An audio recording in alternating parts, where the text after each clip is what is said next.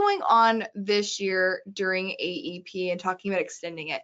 So in years past, we used to do a webinar called Avoiding the November Lull. And that was because oftentimes what we would see agents do is that you would spend, Jeff Research had actually determined that about 82% of individuals who were Medicare eligible had made their decision within the first 2 weeks of AEP. So the first couple weeks of AEP, agents felt flustered and again having to reintroduce themselves to their family and kind of stopped all other marketing. So by the time they saw and got through all their current clients and got through kind of their funnel dried up really quickly.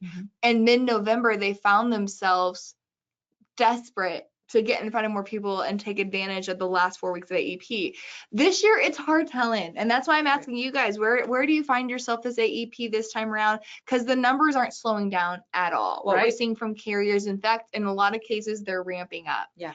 On the other hand, though, a lot of changes. I've never seen, this is my 12th AEP. I've never seen an AEP like this before, where we saw plans, so many prominent big plans go non-commissioned or suppressed after October 1st. We knew there were some big bombs coming down as far as plans that PDPs that weren't paying commissions or PDPs that weren't even paying renewals.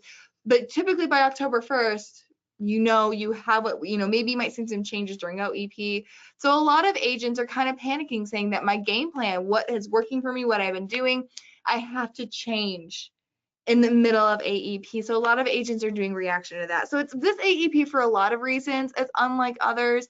One more thing I'll say about this AEP and why that November lull may look a little bit different is that every beneficiary had significant changes to their plans. I mean, truly, before MA or before the season even started, they were talking about over 80% of individuals having a negative ANOC.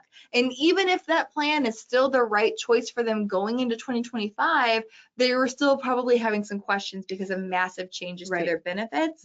And so what we're seeing is that there are more people requesting appointments, more people requesting help than there are hours in the day. And we also have to take into consideration that this is happening after years and years of each year the MA benefits getting better and better. So people who have been on or enrolled into Medicare in the last few years, they've only ever known Medicare Advantage and Part D to get better and better and better every year, get more benefits. And then we get to this year and all of a sudden it's this big drop off. For someone, the older people who are on Medicare, they might have seen something similar to this. They know how it goes, no big deal. But for the people who have been, turned 65 up to like, even when I've been here 5 years, they're shocked at like the difference that this is, and they're worried. They don't know how this goes. And they're hearing a lot. You hear a lot, you see stuff on Facebook, you hear stuff from your friends that work in nursing homes and hospitals and insurance, and you're just hearing a lot. So it can be scary. People are making appointments even if they don't need to. They're worried. Yes, exactly. And we know we didn't even think about, we didn't even mention this, but it's so true. Jeff Research has also looked at election years and saw where when there was an election year, you had a really strong couple starts, then you had that November lull, and then it shot back up. People, for whatever reason, wanted to see the effects or see who wins an election. We're having that this year. And so a lot of agents are trying to figure out, how do I keep up? And ultimately it comes down to two things. It's either you need to find a way. I cannot give you an agent more hours than the day. I cannot teach an agent at this point, especially how to trim down your appointments or systemize any better than what we've done leading up to AEP. What we can do is find, I'm going to say it like this, more days in the month, more days of AEP. And that's what we're talking about today. So we're either going to help you extend your AEP to figure out how to get more appointments in there, or help you take advantage of those individuals that aren't going to see their clients and and their clients do need help, and maybe give you a little edge on your competition. Yes, that's exactly right. Let's start off with service area reductions. We've been talking about this. This is not new. We've been talking about this since ANOCs were coming out, but this is the biggest year of service area reductions that I have seen in at least 10 years. I mean, service area reductions used to be a really common thing. They really slowed down, didn't see them very often. This year it's crazy, both on a national carrier and especially those regional carriers. So when a service area reduction occurs, that means that a plan is completely leaving that area. It does not equal the same thing as a crosswalk, also known as a mapping. A crosswalk or a mapping is what happens whenever a plan is changing, pulling out. However, that company will automatically enroll those clients in a brand new plan that's similar enough to them that constitutes the crosswalking. Not bad news for the agent, not bad news for the client, because they don't have to do anything. The agent will remain agent of record and receive commission. So you don't have to do anything on those, but that's considered not a true service area reduction. When you have experience, or your clients are experiencing a true service area reduction, that does two things. Number one, it opens up a special election period that runs from December 8th to February 28th or 29th in some cases, and every 4 years. If you know how leap year works. Sure. So it does that. So right then and there, you're at least extending your AEP through December 31st, because you can see those clients, as long as you enroll them in plan prior to December 31st, they will have coverage, January 1st. So you can already extend your AEP and see those clients experiencing those SARs during that period versus prior to December 7th. But also keep in mind, it does open up a guarantee issue window for those individuals who wish to go back to a Medicare supplement, and as well as a prescription drug plan. It does open up the SEP for that as well. So reason why that's really important is because a lot of consumers, especially Sadie, you brought up the best point. Deft research also found that people who have been eligible for Medicare before or after 2020 have found out that they haven't been on Medicare, to your point exactly, haven't been on it long enough to experience these big changes and dips in benefits like those prior to then. And so those individuals are ones that are really interested in looking at alternative options to Medicare Advantage, like a Medicare supplement. My one warning to you is you have to make sure you watch your bank account when you do this. To take somebody from a Medicare Advantage plan to a GI Medicare supplement will do tremendous harm to your commissions, because GI Medicare supplements pay very, very poorly. But we always want to make sure we're doing right by the client. Commission shouldn't be the driver of that, but it does have an impact. At the end of the day, people have to get paid. And also, I'll add to that, if they're coming off an MA plan and going back to that Medicare supplement, they're going to want to go on a PDP plan. In a lot of areas, the best plan is not commissionable. So you have to, kind of play that game, make sure that you're being that's a big swing to go from a good commission Medicare Advantage plan to a almost no commission Medicare supplement with a PDP if you're doing MGI. What we're seeing a ton of agents do is actually take their book of business, if they are going to go into a Medicare supplement, which a lot are interested in. We're seeing med subs written at an alarming rate, GI med subs written at an alarming rate right now. Which is so interesting, because just a couple months ago, we were sitting on these webinars saying, make sure that you're before we heard all this extra stuff, we're like, all these rate increases, people are going to be wanting, it's going to be a huge year for Medicare Advantage. This has just been a very surprising AEP. Well, just keep in mind that Medicare supplement companies are really touting their Plan N. One, it's much more stable because Plan N is not what's considered a guarantee issue plan. The only time you can get on a Plan N and not answer medical questions is during open enrollment. During the Med Sup open enrollment, not to be confused with the other two Medicare Advantage, not the time, not the soapbox I want to jump on right now. So what we're seeing a lot of agents do, and what we're recommending is, if you're talking to your clients about this plan stability of Plan N, the lower premiums of that and the growing popularity, underwrite them into a Plan N, and if for whatever reason they can't pass your underwriting, then do the right thing. Get them on the G or the F, depending on when they became what macro says they have to do. Do the right thing, but make sure they know that Plan N is an option for them. But just keep in mind, again, that does extend your AEP. And what's the coolest thing about SARs, you might be like, Olivia, where were you 4 weeks ago? My SARs, they were the first people I met with, because they were the people that I was most worried about, because their coverage was ending.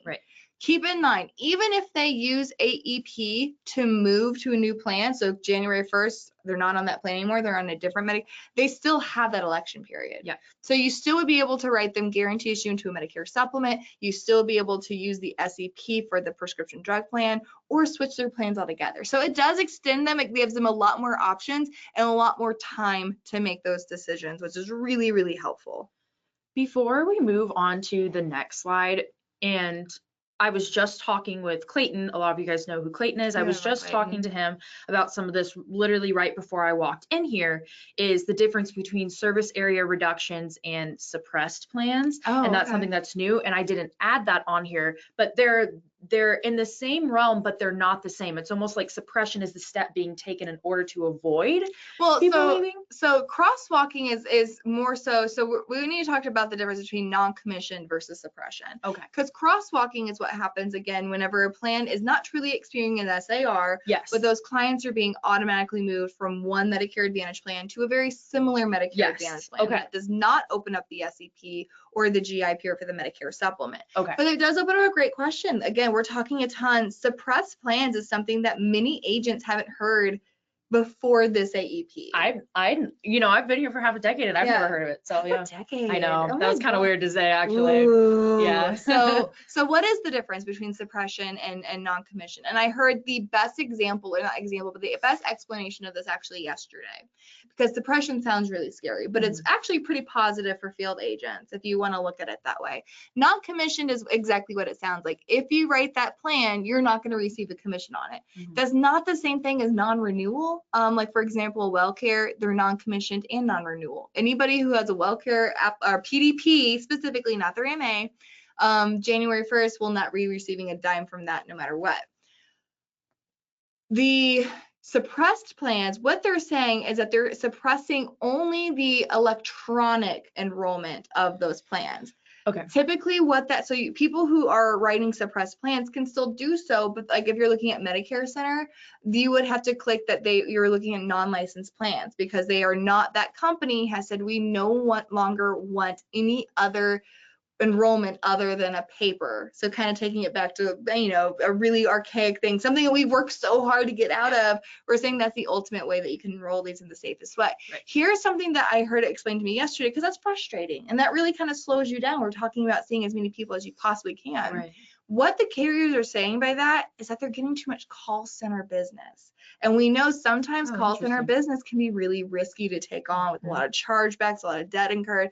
They're saying we're getting too much call center business on this. We want to support the field agents and we want to make sure agents are using those relationships. Call centers can't use paper. Yeah. Field agents can. Interesting. Okay. So then that kind of changed my perspective on like what this is. Yeah. Because I assumed that suppression, and I'm asking this in real time because this is literally a brand new topic. That's like kind of in all of this. And so, but yeah, suppression in my mind was like, well, I won't get into it or anything, but thanks for clarifying. Yeah, it is truly saying that we want the enrollments, but we want it to make sure that it's coming from the field versus the call. But we did know because of just the sheer amount of people needing help this year that call centers were going to have a heyday, that people were going to be much more likely to answer the phone. People were going to be much more likely to request help. And that's where call centers get a lot of their mojo. So we knew that was the case, and we're seeing the repercussions of that. Carriers are saying, we don't want call center enrollment. Give me your field agents. Yes. The other thing to keep in mind is the open enrollment period that is going from January 1st to March 31st. That is only involving individuals who have a Medicare Advantage plan going into the new year. It doesn't matter if they stayed on the same plan. It doesn't matter if it's a brand new plan. As long as they're on a Medicare Advantage plan January 1st, they're eligible to use this. And it is a one-time enrollment, meaning that you can go from one Medicare Advantage plan to another one or disenroll from that Medicare Advantage plan altogether. Just remember that it does not affect those who are enrolled in a PDP. So it doesn't allow people enrolled into PDP to get into a new PDP or to enroll into a Medicare Advantage plan. Yep. That is something that that PRO, NABIP, NAFA, all these agents, they're trying to change that, but this year it is what it is. Yeah. The thing to keep in mind when it comes to open enrollment or OEP is that you cannot market or do any type of lead generation based on OEP. Can't advertise it. You can't do a campaign saying you still have time to change. Call me if you have any questions. You cannot market OEP, but you can educate about OEP. So during this time frame, it is a really great time to be continuing to do your sales events, continuing to be doing any type of other seminars. You just can't say it's OEP. You still have time to change. Right. But you can educate it. In fact, we're going to see, we have a lot of agencies that are going to continue to do IRA, Inflation Reduction Act training, because this is when people are really going to start seeing the effects of that $2,000 move on their Part D. So a lot of people are going to continue to do that.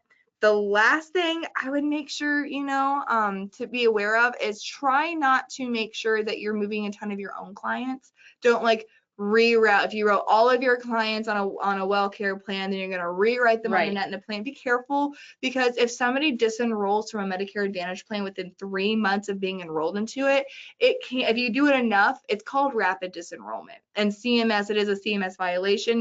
There will be an investigation as to why did you enroll all these people into this plan and then immediately move them somewhere else. So just be careful about that. Don't let that run your business.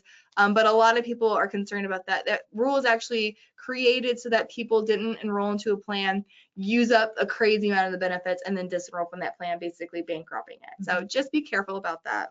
And kind of on that note, this is a great time, and this is a point that can be made on basically any of the slides, but because there's so much change happening, it's so important this year, more than ever, that you're talking to your clients and you're letting them know that if they need to make a change, or if they change their mind about their plan, whenever it may be, to come to you, because it's going to be such a frenzy. Your clients are another agent's prospect. And so if you have the mindset of, oh, I'm able to help more clients outside of mine, I'm not working with a bunch of mine, just keep that in mind. Other agents have that about your clients too. That's so true. So keep it in mind that it's so important to communicate that with your clients this year. We actually recommend doing Q1 follow-ups with all of your clients just to protect them against other agents on OEP. So calling them, making sure they know how to enroll themselves in a new gym, if they got gym membership, or they're using their dental benefits, just something that reminds them about the value that their plan's on. But like I said, call centers are seeing a lot of success as AEP, and so this is an excellent opportunity for people. And I'm talking about call centers and the way that, like, today they're selling vacuums, tomorrow they're selling insurance. There's a lot of really wonderful virtual agencies out there that I'm not talking about. I do and really support virtual agencies, but I'm talking about like people who genuinely don't care. They're in a seat, they're temp work, whatever it is. So it is an excellent opportunity to kind of win back from those call centers or from those direct enrollments. It's a good opportunity for that as well. The one thing I would mention, if you are somebody, we kind of talked about, like, how can you continue to write AEP volume business after December 7th? Lead center is something I would highly recommend.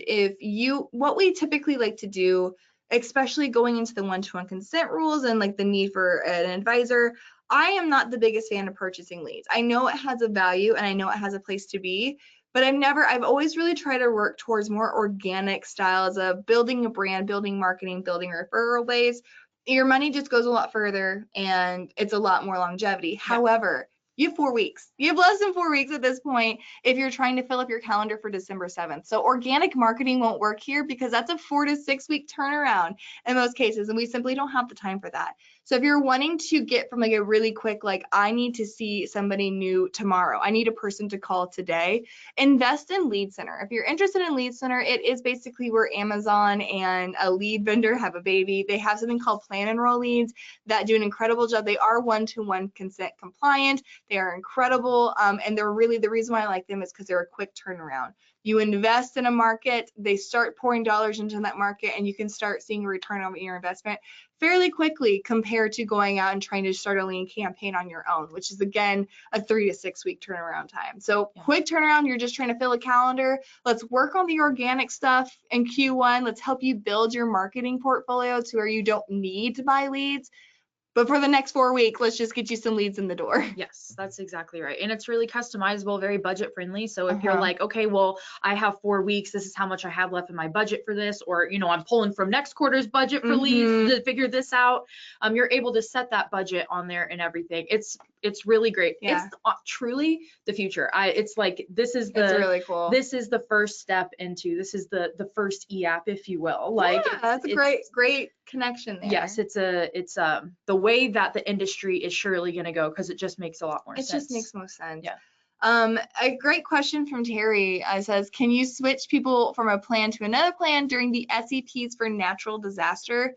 Every SEP is a little bit different. Some of them do affect enrollment into Medicare Advantage and prescription drug plans. However, a majority of the FEMA SEPs that we see are actually just affecting people enrolling into A or B. If you are unable to enroll in A or B, during a natural disaster. A lot of those SEPs are only meant to help those individuals who would have missed that window. So just make sure you read the fine print, make sure it does affect their C and D, but oftentimes those disaster relief SEPs are designed for people who are unable to make a change during that time, if it is an MAPD or PDP one. So if somebody made a change during that time and they try to use the FEMA disaster, honestly, I hate this answer, but it's carrier by carrier. Some carriers don't pay a lick of attention to it. They see the SEP, they move on. Other carriers, and I'm not even talking like big versus small. It just depends. And it depends on the person like looking at that app. But some of them will say, wait, their last effective date was, or signature date was during this election. They had an opportunity to make a change. We're not going to accept this FEMA. So it just honestly depends on the carrier, unfortunately. So that is Lead Center. Again, it's not organic. It's not something that builds your brand, your awareness, but like I could do, and I have done a ton of just webinars on just Plan Enroll, which is a subsection of Lead Center. It's Integrity Marketing's way of making sure that they are promoting you and helping you stay in the lead game versus all of leads going to these large call centers. They are desperate for field agents. They say they have more leads than they know what to do with because they don't want to feed them to the call centers. So a lot of cool stuff there. And then last but as far as it goes for expanding and talking about AEP are going to be your special election periods. There are two major things happening that SEPs are taking a major hit this year. When we have to do during AEP, us as FMOs and large organizations have to give our commitments to the carriers about here's what we're doing in AEP. What are commitments during the SEP month? And all of them are just like, we don't even know how to help you project those. Because 5-star plans, they are almost all but eliminated. 5-star plans are endangered, almost extinct. And that might come to a change, but if you're somebody who is using the 5-star SEP regularly, that's going to become a lot more harder for you, as well as the DSNP SEP, due to a severe lack of integrated plans and the inability to enroll in a DSNP all year long, just a normal DSNP plan. So those are ones that, yes, we have to make sure that if you're relying on those SEPs to kind of take the pressure off of your AEP, that's not an option this year. So making sure you're paying attention to other SEPs like trial right periods, moving, things like that. It's going to be harder to find something. It's like usually like it's kind of like something's going on, surely we can help this person out. That's going to get farther in between that if it's outside of AEP, they're not going to have that ability. That's right. The only thing that I kind of see as a saving grace are the company's investments into chronic special needs plans. Over 60% of beneficiaries out there are suffering from at least one chronic condition. And UHC and other plans like that, WellCare, are looking at diabetic, type 1 or type 2, or chronic heart disease or chronic heart failure. And so a lot of people, again, there's over 60% of the population have at least one of those ailments. And so there is something that plans are really investing in, but keep in mind the way that SEP works, that SEP works only if they enroll into a chronic condition plan. So if they're already on a chronic condition plan or there's not a chronic condition plan available in that area, then that SEP won't be available to them. But that's something that you'll need to really invest in, is looking at those chronic condition plans and making sure you know their availability in your counties that you're working in. It's funny, just like another switch is this time last year, or last year we were talking about how look into that DSNP because these carriers are really investing in the DSNP, and we see people really catch on to that and really catch on to that. And now it's CSNPs. So now it's like they're really trying to focus on CSNP, grow that because they have a little bit more flexibility in which. And so if you are interested in getting into DSNP, or you have been in a DSNP and you're looking for something a little bit different, that's a good point. If the carriers are investing in it, you probably should be too. It is. That's where the bus is going. That's where the investments are going. And that's just where DSNP was back when I first started in 2013. That's what's happening here. And we saw, to your point, I won't beat the dead horse, but exactly. Or feed a fed horse. PETA, are you here? Okay. Feed a dead horse? Yeah, I said that one time I was in a training. It's like, I won't beat the dead horse. And there's like, excuse me, it's feed a fed horse. I apologize. I didn't know you were I'm learning so many things on this webinar. I have so much to teach you about crazy. Some of it's insurance related. I'm sure we'll get back to it. The last thing we're going to talk about, guys, is just the cross-selling opportunity. This is more talking about, not so much about expanding your AEP, driving more clients. It's about finding lost income, both for if you're losing in renewals on some really popular PDPs in the past, or your plans are going non-commissioned, but they're still in super, super high demand. Again, we always want to make sure we are doing best by our client. I'm not saying enroll them in a non-commissionable plan, because if you're enrolling them in a non-commissionable plan, that means that you can't be involved and you cannot help them as much. The plan doesn't want that business. I don't think it's wise to enroll somebody in a non-commissionable plan because the plan is telling you they don't want it. So don't put your people somewhere where the plan doesn't want them to be. That's a whole nother conversation. But what I am saying is that there are ways that you need to make sure that you are making the most out of your current book of business, and ways that you are much more referable. Obviously, dental, vision, hearing, hospital indemnity. I'm one of the biggest proponents for cancer insurance, because it doesn't matter if you're on a Medicare supplement or Medicare Advantage plans, both leave massive holes in cancer coverage. So making sure, I know Terry, you're in California, so I know this one is harder for you because you can't sell those products to anybody over the age of 65, but it is really important to make sure that you have to remain referable. Selling a Medicare Advantage plan, selling a Medicare supplement plan is not a referable thing. It's like going to a gas station and getting gas. What did you expect to happen? That's what they weren't there to pick flowers. They were there to buy insurance. Right. But whenever you can advise them on additional products and advise them where they have additional risks at, and you help them cover those risks, you will get referrals, you will make more money off that client, and they will have more protection. So it's a win-win for everybody. In this case, a win-win-win. And then the last thing I'll say about cross-selling is that we have really started investing in our training and our resources and our knowledge into annuities, because something that we're finding out is when people, especially your med supp clients, as premiums go up, as coverages go down, as everything, they're finding ways, how are you going to manage paying for this, for your med supp premiums that are going to continue to go up and up and up? That's becoming a luxury item. What are your plans to pay for these? And annuities have consistently been a really solid answer for that.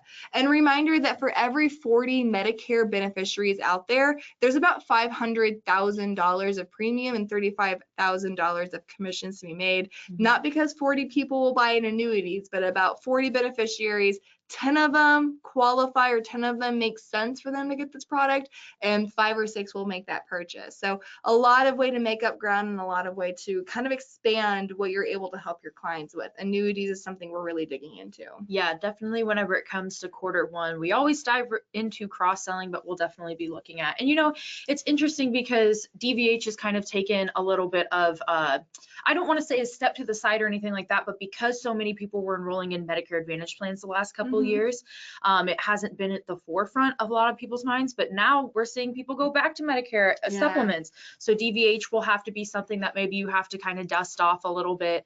Anyway. Do you know what's crazy? I heard this stat yesterday that Devoted was talking about. A Medicare Advantage plan started regional, it's now in 25 states, so making a national push. But they were talking about how, okay, so DEF research did a study that it was like 78% of people shopped Medicare Advantage plans based on the dental benefits, which is nuts. Like, right? Like, why? It's like, why, like, buy a Camaro because of the radio? Right? Like, truly, that's a really good example. That is a really good example. Okay. So, and so a lot of people were making their decisions off that. However, and that was research done back in 2018. So I haven't seen the numbers today based on why people are shopping these plans. However, Devoted said that less than 56% of people actually utilize their dental benefits. Yeah, I believe it. It's one of those things like that I mean, great. Like or it's like, I know how much this costs whenever I do have to go, but like, I'm probably not going to. Yeah. I literally have been doing that with my own dental insurance the last couple of years. It's one of those things where you will never see me without it, but am I going every 6 months? No. Yeah. So it's like, it's kind of like a comfort item, especially because it's normally not that high of a cost. And especially if you get that Medicare Advantage plan, you're like, well, this has this thing that I've always had. Yes. And now that I'm Medicare, I can have it. And it's like the same thing. This is, again, we're talking, I love these examples, but like back whenever I had a gym membership, I went solid for like a couple months and then didn't go again for 4 years. That's better than me. Yeah. But then it was like, but what if I go? Right. And then I don't have a membership, and Right. yeah. So Exactly. sounds better, just understanding that, and this is so true. People don't, this is not for relevant to this training, but it's always something to keep in mind. People don't shop logically. They shop emotionally, and then they'll use logic to justify their emotions, but people rarely lead with logic when it comes to making purchasing decisions. So all that to be said, do with that what you will. Not relevant to this conversation, but something to keep in mind. So guys, again, we are right at 2:30. I know we said we get out of here within 15 to 20 minutes, but I missed you. We haven't done a webinar since Q3, and I just wanted to talk to the people. So thank you for allowing me to play along. Had a great time today. Yeah, it was really good. You guys, we probably won't have really any webinars until the end of the year, but we're really going to pick it up back in Q1. So don't forget that if you want more training, if you're in a place, maybe you're new to the market and this just happens to be a crazy year that you're joining us, that's great. We have a YouTube page. Make sure that you're checking that out as well, looking for those Medicare Cafe. If you are wanting those weekly updates, you can check out Medicare Cafe, because we do what's brewing every Tuesday, kind of tell you in the last week, this is what's been happening. And whenever we first were talking about that idea, the cafe team before, we're just like, yeah, we'll kind of see. And now every week we come with, nope, we have to talk about this. We have a laundry list. Yeah. I'm like, I don't know what we're going to fill 15 minutes with, but we got to get on there. And then I was like, there's just not enough time to go over all the craziness that happened. Yes, exactly. So check us out there as well. But that's it. Yeah, that's it. So guys, again, that is our number. If you are interested in something, you say like, hey, maybe I should do more with annuities. Maybe I should do more with cancer insurance. Tell me about my MedSup options, because MedSup market's going crazy. If you haven't shopped for your own MedSups in the last 3 months, call our team. We will make sure you have the right share of shelf that you can accommodate any client that you talk to. But give us a call, 1-800-689-2800. Of course, smsteam.net. Try our live chat feature. You can talk to our resources team live and in person. There are no robots here, or call our office. You'll get Florissa or Madeline or sometimes Lindsay or Lizzie, and they will send you get human beings here, because robots are scary. Yeah, that's true. Truly. I have 2 fears, robots and birds. And could you imagine if they collaborated? Anyway, so until next time, guys, have a great day and have a wonderful second half of your AEP. Thank you. Thanks, guys.